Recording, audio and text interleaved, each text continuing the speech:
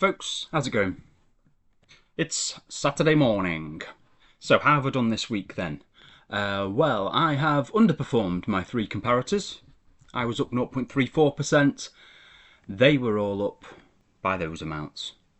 And I'm now lagging Life Strategy 100 since the 6th of October and lagging all of them heavily. As you can see there's a little disclaimer. I say it every week. So where did that performance come from? Oh, I'm not very prepared, am I? Alright, so nothing particularly did badly at the top there, but as we get towards the bottom we can see some big numbers there, which I'm sure we'll go into later. Amadeus did quite well, Atlas Copco did quite badly, and everything else is just kind of random noise really, for individual stocks anyway. You know, these individual stocks are obviously going to fluctuate a lot more than collective investments that have lots of different ones within them. Yeah, Fundsmith was pretty flat. Alright, so that's the performance, and what happened during the week. Video notes. Oh well, first of all, dividends, 270 quid. Obviously we can see there that Merchants was the main one that got paid that week, and just a few stragglers. Well, McDonald's was a bit more than a straggler at £3.62, but... Okay, so what happened? Well, this was actually a bit later in the week, but the one thing we did have was the annual report from F&C. Right, so the share price return was 16.9%. I mean, I wasn't in it for most of this time anyway, so it's kind of irrelevant to me. Which lagged the FTSE all world. But as this is the downside of investment trusts, so even if the fund manager does a decent job, they've got the NAV up by 21%. We still lagged because of the discount and premium fluctuating. I mean, as I said earlier, this doesn't really account to me because, I mean, this is one of the reasons. If you go back to the video where I bought this and sold Brunner, this is one of the reasons I went into it, because I could see that it had a decent run of performance, but the discount had got wider, and that was partially why I bought it. So for me, this is good news. This discount coming out, but you know, further down the line, this would be bad news for me because I would have had full years being invested, you know, if I stay in this for the long term. Yes, they announced their last dividend, didn't they? So yeah, as we can see here on Hargreaves Lansdown, the announcement of that last dividend means that overall in the year their dividend is up 6.12%, which is pretty nifty since I think if we go by RPI, which is kind of the worst case scenario, inflation this year was 3.58%. So yeah, that is at least progress against that number. But you know, F&C is such a low yielder anyway that it's not such a big deal. It's the higher yielding ones that matter really, and they'll be lagging compared to this 6%. All right, and I presume they had decent cover. Yes, in fact their dividend cover was higher than it was last year by 1 percentage point at 1.09. All right, so last week I was confused at the end there about the NAV being used by Hargreaves Lansdown to work out the discount compared to the NAV that was reported. And I've done the calculations for both. The one I sold was Care REIT, and I put the money into Target Healthcare, and I've just worked out the actual differences based on the NTA, EPRA. So it's just a like for like. I don't know what the right measure of the NAV is, but at least this is a like for like regardless of what the correct one to use is. And I can see I've worked out here that on Friday, the discount was about 8.93% for Care REIT, and it was about 17.57% for Target Healthcare. So as I've written to myself here, I was under the impression when I did the switch that I was selling something at an 8% discount and buying it at a 21% discount. So yeah, the difference I got was not as big as I thought. So I don't know, does that make it a mistake? I don't know. It's still better to be in the one with a bigger discount, I guess. I'm not really sure, to be honest. It depends on what happens if there's any follow-up offers for Care REIT, to be honest, doesn't it? If there's any better offers that are closer to NAV. As a general principle, I'm always banging on about not trusting data that websites give you, aren't I? Especially, I normally mention it in terms of like the dividend yields and stuff like that. But yeah, I need to take my own advice and stop blindly trusting data I get from Hargreaves Lansdown and any other website like that, I guess. Yeah, now in terms of the why there's a difference, I actually asked a question on a presentation that was given last week. I've linked to it here, so let's just play it, shall we? Schroder Real Estate. Interesting. So when I look at the Hargreaves Lansdown fact sheet, it says your NAV per share in end December was 64.5p, but our RNS says 60.9. Can you shed some light on what HL are showing here? Is it some other definition? So we'll check that firstly, and we will come back through the platform and confirm it. I can tell you with certainty that our NAV is 60.9p. That's one thing I can say. What I would say, and this might be, Bradley might have a view on this as well, it could be the point I mentioned earlier in relation to the fair value of our debt. Yeah. So as I mentioned, the fair value of our debt is 18 million. Under accounting rules, we're not able to include that within our accounting NAV that we disclose to the market. Sometimes the platforms add it back as an NTA number. When it comes to working out the discount, the real number is a 60.9. If you are, however, like we do, if you're prepared to look at what the real value is in terms of the fair value for debt, then you can argue that it's the higher number. But we always encourage people just to ignore that because it changes obviously with variation in rates. But we will just double check that with Hargreaves Lansdown, and we'll confirm back the exact reason through the platform. The final point, would you? Okay, so yes, that seems like he kind of had an idea of why there's a difference, but he was kind of half guessing, wasn't he?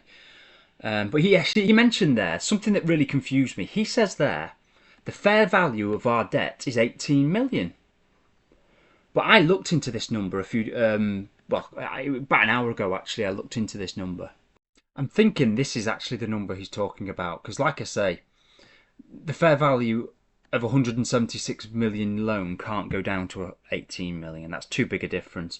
So I actually think what he means is it's not the fair value of the loan, it's the incremental, as the words they've written here. I think he's talking about the incremental positive fair value benefit of the fixed rate loan is 18.5 million because that number roughly matches what he said. So it's not that their loans are worth that much because of the lower interest rate compared to the prevailing rates of today.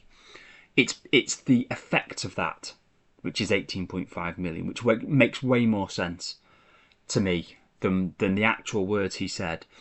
I mean, it could be me not being a professional investor. I don't know who's right. I don't know if he misspoke or whether I'm misunderstanding it because I'm an amateur. I don't know. So yeah, it seems to me like the 18 million he talks about is just the effect of applying like a fair value calculation onto the amount that's borrowed. So obviously when they work out their NAV, instead of taking off 176, they take off instead something like that, 158. So that kind of explains why those numbers weren't making sense. They weren't matching up to the RNSs, and it seems like all of the property trusts seem to have the same scenario. Because I've gone into all of my ones that I'm monitoring here. I've gone into all those property ones and got the NTA from either whichever was the most recent report. See, some of them are from September there, and these percentage differences are all different than what are shown on Hargreaves Lansdown. So yeah, I need to make sure I look at this stuff myself. And then oh yes, this was the big news of the week.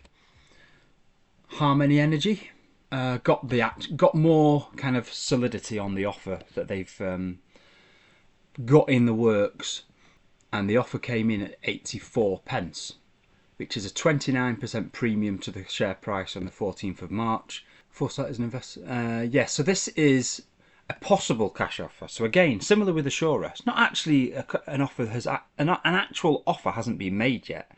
It's just a kind of an offer in principle. So what happened to the share price on the day? Let's have a look.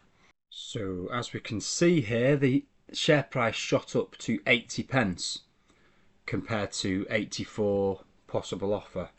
So if we do the sums, it was only like a 4.8% discount to the possible offers price. So what I did was I took the opportunity to sell at the 80p. Well, let's have a look at the exact price I sold at. I've got the information here. This is information I didn't give for Care REIT last week as well, just to show there the profits I made.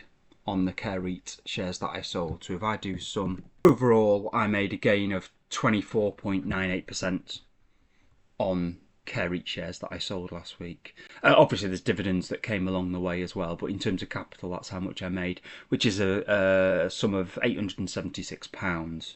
Yeah, so I sold Harmony Energy, I sold at 79.27p, slightly behind that number that we had on the chart there. That's just the spread and the £5 dealing fee, because that was in iWeb ISA.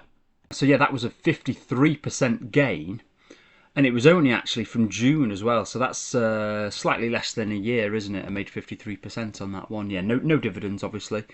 Yeah, so I sold that for 53% higher, and I put the cash, 2,499 of it, into GSF, so Gore Street Energy, and I reintroduced myself to Schroder Real Estate Income, SREI. I actually wanted to put it into Gresham House Energy Storage Grid, because that's another one, that isn't paying a dividend. So, and I get this impression that that's the more likely one to get taken over, possibly because it's not paying a dividend. I don't know why, I just felt like that. Yeah, but I looked on iWeb. I actually did this a few weeks ago, because I was always thinking to myself, let's get into Gresham House when Harmony Energy's gone. But yeah, a few weeks ago I looked and I couldn't find it on iWeb. I wrote to them, I emailed them, and they wrote back eventually. Unfortunately, this is a stock which we cannot trade, as it is part of the specialist fund market on the London Stock Exchange, which we do not cover. Right, so yeah, I couldn't buy it. And at the time, I'm kicking myself really a little bit, because at the time, what I've done here is I've worked out the discount myself instead of trusting Hargreaves Lansdown. At the time, this number was much bigger. It was not much bigger. I think from memory, Gore Street Energy discount might have been 52%, and Gresham House's might have been like 58, 59% discount to NAV. So a bit annoying that I couldn't get myself into that one. Yeah, but what I did instead was, because I mean, another reason I don't want to go into Gore Street Energy is because I don't want to artificially inflate my dividend yield this year. But so Gresham House would have been more of a like for like, and I could have just used it speculatively, without gaining a dividend that would then make my comparison with next year's dividend kind of be hindered by it. But in the end, I decided just to go into Gore Street Energy, because that was still at a very good discount. So as you can see here, my holding in GSF has gone up to about £6,000. But what I decided to do was, I just decided to cheat the system. What I'm going to do is, well, you can see here that when I've calculated my expected dividends, I have taken out the 4880 shares of GSF that I've just purchased. So just for the sake of fooling myself, I'm not going to count those dividends. And when they come in here, in this dividend section, I'm not going to count them either. I can do what I want with my spreadsheets, can't I? I've just kept that number as being the number of shares I owned previously. So it still says 60 quid rather than going up.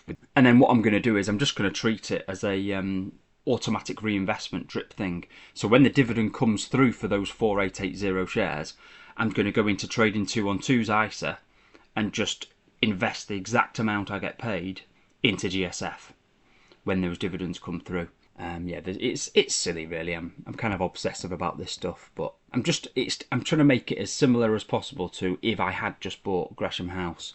But yeah, for the weekly performance though for those trusts, I haven't put it in, have I? We can see there that Gore Street Energy went up by almost 14%. Gresham House went up by over 25%. So yeah, kicking myself really. Although, having said that, a lot of that rise would have already happened anyway. From memory, I think the gain we'd had in Gresham House was already about 8%, maybe 6%, 8%. So yeah, I wouldn't have got all of that 25% gain, but I would have got more, I think, than the gain I got in Gore Street Energy.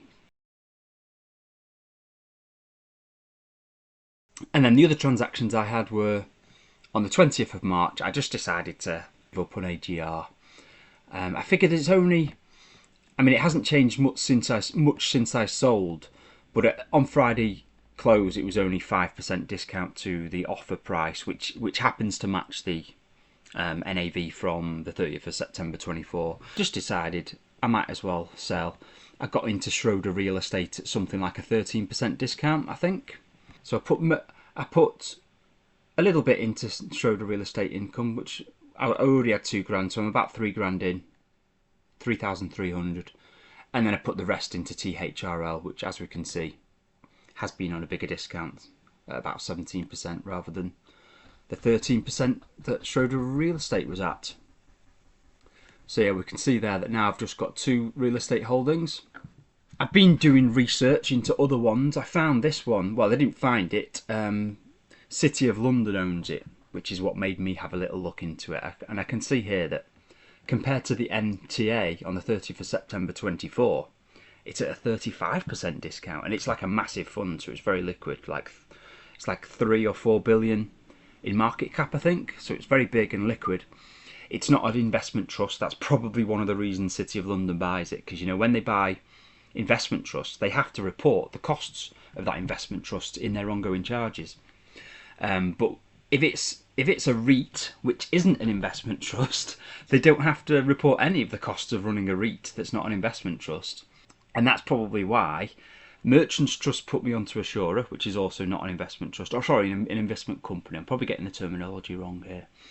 And that's probably why Merchants Trust are owned Assura, and they don't consider these investment trusts or companies.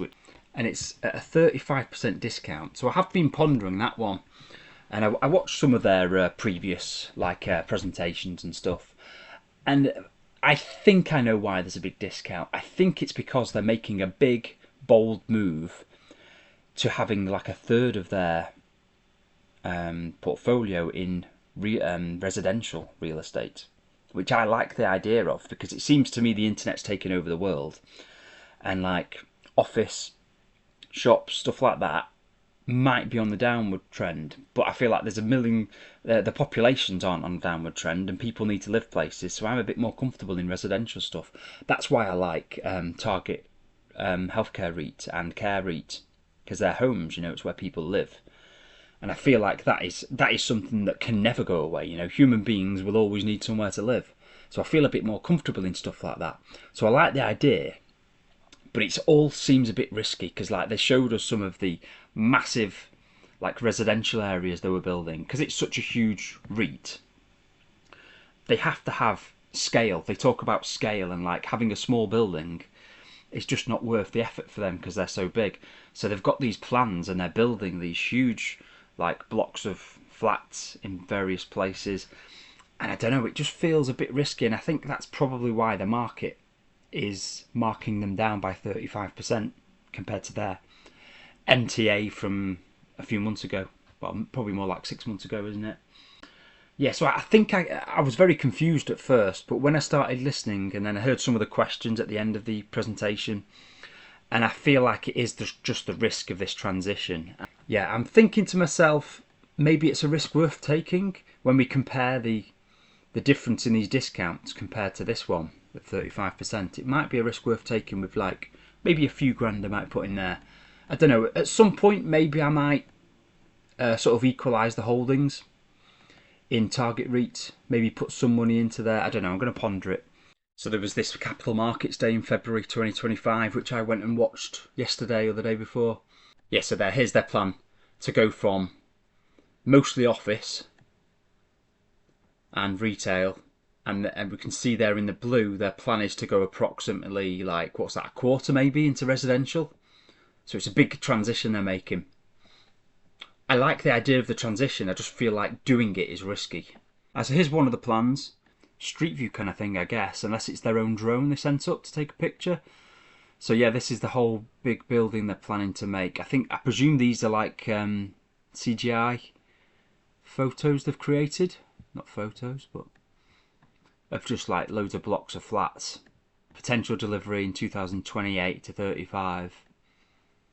Lots of, and that's the other thing. What happens if there's problems with the like inflation in how much it costs to build these things is another risk. So yeah, like I say, I was rather confused by the 35% discount, and I went checking it, and I think the number's roughly right. But I think, having watched this presentation, I think this explains it. There's a lot of risk here in building these huge buildings. So yeah, there's one big project they're talking about coming down the line in a few years, and then further out, 2029 to 2034, you know, it's just a lot of risk. I think 0.9 billion of investment, huge buildings. We can see pictures of them there. So yeah, I reckon that's why there is a massive discount. But you know, this is, I don't know, if they pull it off. So here's another one in Lewisham. Yeah, if they pull it off, it could be amazing. But yeah, it's a risk. So yeah, I think I would, if I was to go into it, I wouldn't weight it any higher than my other property investments. I'd keep it a similar weight, because at first I was like, oh god, this is ridiculous. Why don't I put all my property money into this one? But yeah, now I've looked into it further. Maybe I might dip my toes into it. Not all of my property money. Yeah, I think I've covered everything, haven't I? Alright, yeah, I think that's it for this week then. So yes, thanks for your time, and I'll see you next time. Bye bye.